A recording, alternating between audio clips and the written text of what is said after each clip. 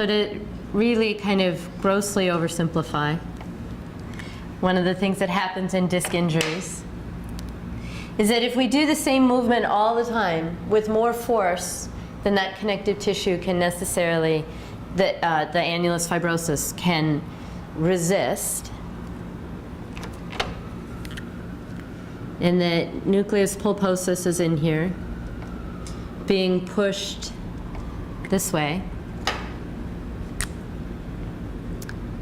What happens is on this side, the fibers are being lengthened, and on this side, the fibers are on the slack, right, when we side bend.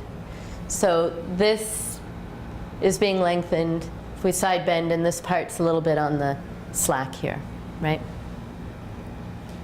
Now, connective tissue in general has the ability to lengthen a little bit, but it doesn't have the ability that muscle has to lengthen a great percentage and then return to its resting length.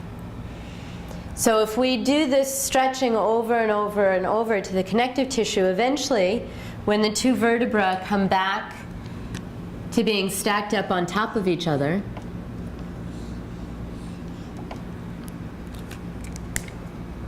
there'll be a little slack in this side.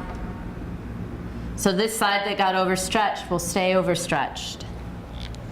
It'll have a little extra room on the side.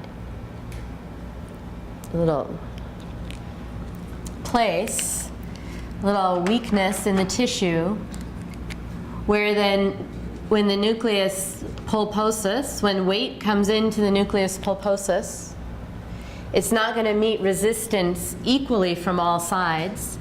There'll be, say, a little less resistance on this side. So the nucleus pulposus will push more in this direction and push on the edge of the disc. And push out the edge of the disc so that there's more force going this way. If that happens long enough and severely enough, eventually this might tear.